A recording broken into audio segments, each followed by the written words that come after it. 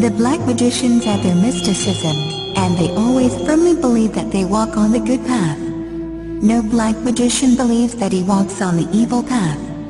The path of black magic is a broad way filled with vices and pleasures, but the ultimate end is total loss. Worship enters into it, but as something that you choose to do to get the benefit of it. The Easterners have a term for it called bhakti yoga. It means the yoga of worship, but yoga is a system. So if we worship a deity, a goddess, or a god or something like that, we're doing it for a purpose.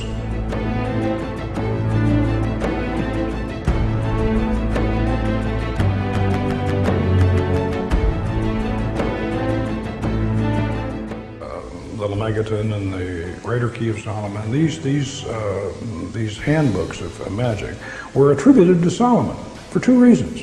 Number one, he was the great magician, the legendary magician, and number two, these people were afraid to put their real names on the books because they'd get burned at the stake.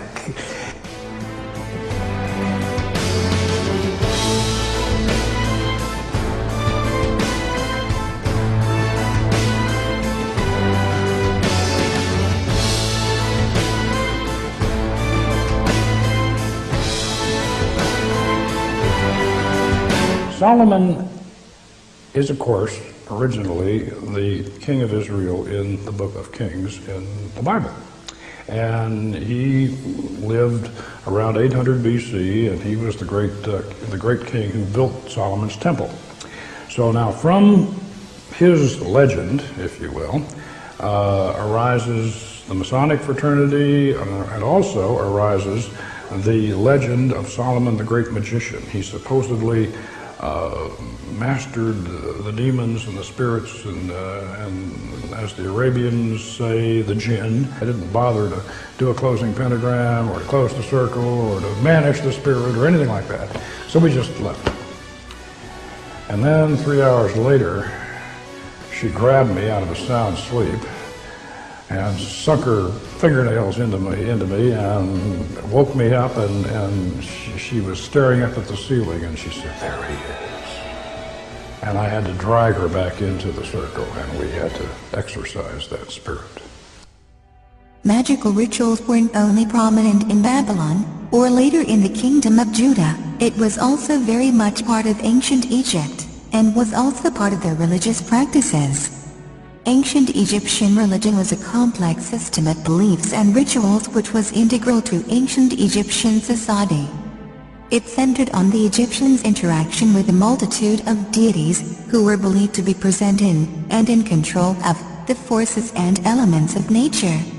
The myths about these gods were meant to explain the origins and behavior of the forces they represented, and the practices of Egyptian religion were efforts to provide for the gods and gain their favor. Formal religious practice centered on the pharaoh, the king of Egypt.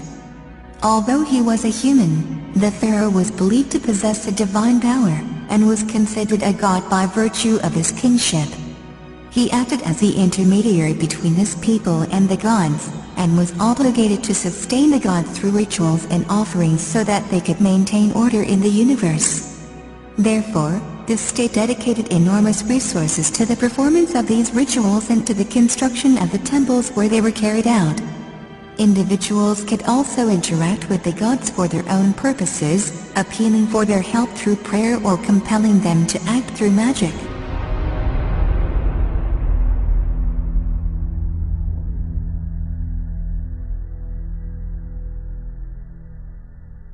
As the mystery religion spread all over the world from Babylon, they found expression in all countries of the ancient world with only a change in the names of the gods and slight variations in the rituals.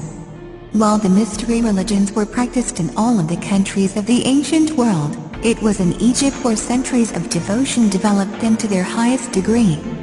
According to Mason Manly P. Hall's book, Freemasonry, the ancient Egyptians, and I quote, "It is now generally acknowledged that the Egyptians, of all the ancient peoples, were the most learned in the occult sciences of nature. The wisest of philosophers from other nations visited Egypt to be initiated in the sacred mysteries by the priests of Thebes, Memphis, and Hermopolis. There is indeed, as we have established, a very definite link between the Egyptian mystery religion and the Masonic Lodge. This link can be readily established from the words of Masonic authors, and testimony can be provided to remove all reasonable doubt.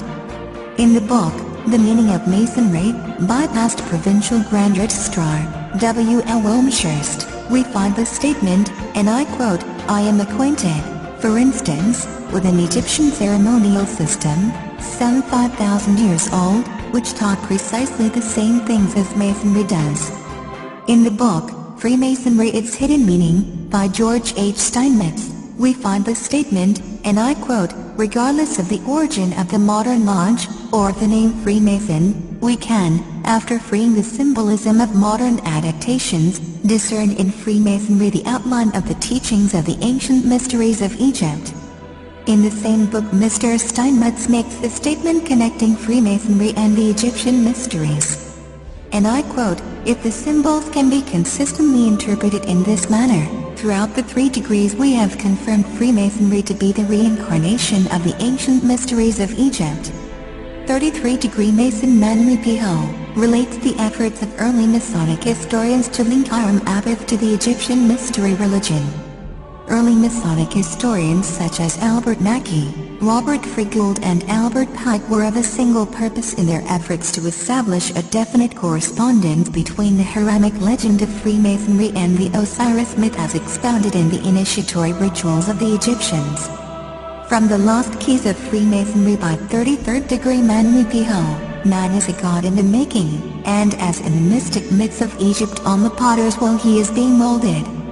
Unas eats magical charms, behold, Unas eateth of that which the red crown sendeth forth, he increaseth, and the magical charms of the gods are in his belly. The following quote is a comment on the texts about King Unas by the translator of the Egyptian Book of the Dead, each Wallace Budge, the notion that, by eating the flesh, or particularly by drinking the blood, of another living being, a man absorbs his nature or life into his own, is one which appears among primitive peoples in many forms.